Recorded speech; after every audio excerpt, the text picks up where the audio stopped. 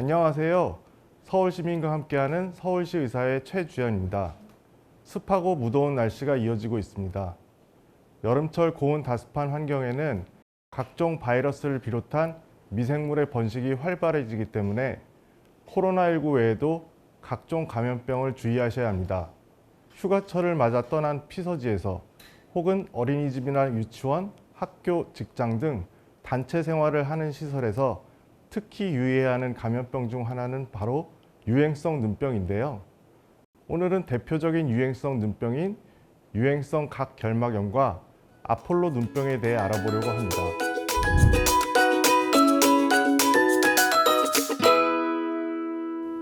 유행성 각결막염은 아데노바이러스로 인해 발생하는 전염성이 강한 바이러스성 결막염입니다. 임상적 특징은 성인의 경우 눈에 국한되나 어린이는 고열, 인후통, 설사 등의 전신 증상을 동반할 수 있고 양쪽 눈의 충혈, 눈곱, 이물감, 동통, 눈물, 눈부심과 각막 상피와 점상 혼탁 등이 있습니다.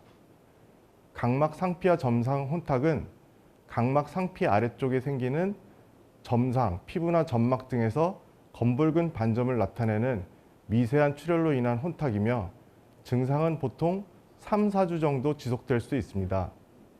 유행성 각결막염은 일반적으로 오염된 환자의 손을 거쳐 다른 사람에게 전파되거나 감염자가 손을 씻지 않은 채 물건의 표면을 오염시키는 등 직간접적인 사람 간의 접촉에 의해 전파됩니다.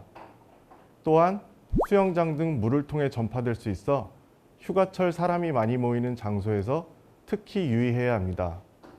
합병증으로는 각막 상피와 혼탁이 남아 심해지는 경우에 시력 저하가 생길 수 있고 안구 건조증 및 눈꺼풀과 결막이 유착, 눈꺼풀 처짐 등이 발생할 수 있어 주의해야 합니다.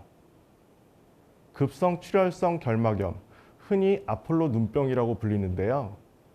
엔테로바이러스 70형, 콕사키 바이러스 A24 변이형이 원인인 바이러스성 출혈성 결막염입니다.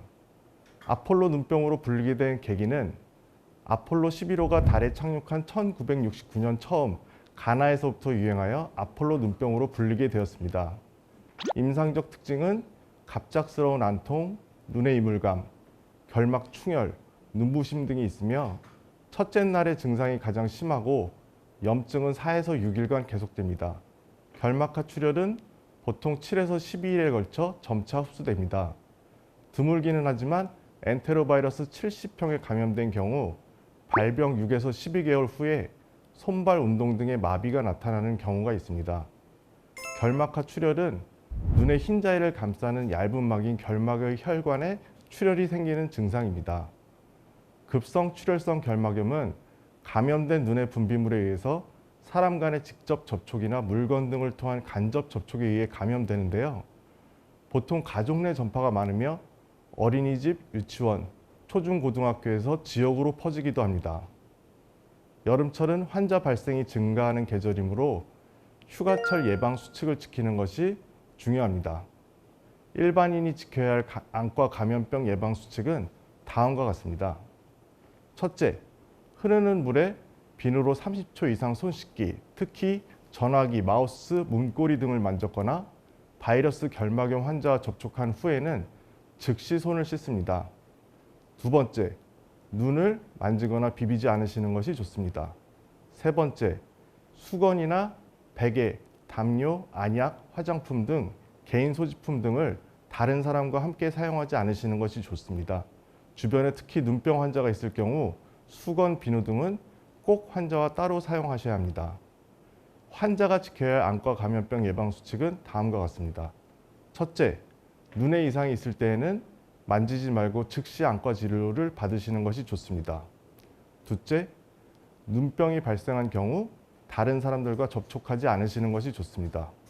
셋째, 안약은 감염된 눈에만 점안하시고 다른 사람과 함께 사용하지 않으시는 것이 좋습니다. 넷째, 수영장, 목욕탕 등 다중이용시설이나 사람이 많이 모이는 장소에는 가지 않으시는 것이 좋습니다.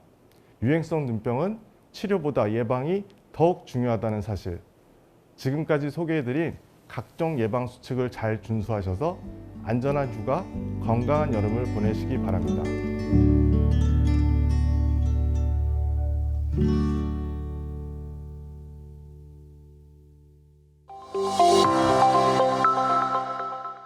이 건강 캠페인은 서울특별시와 서울특별시 의사회가 함께합니다.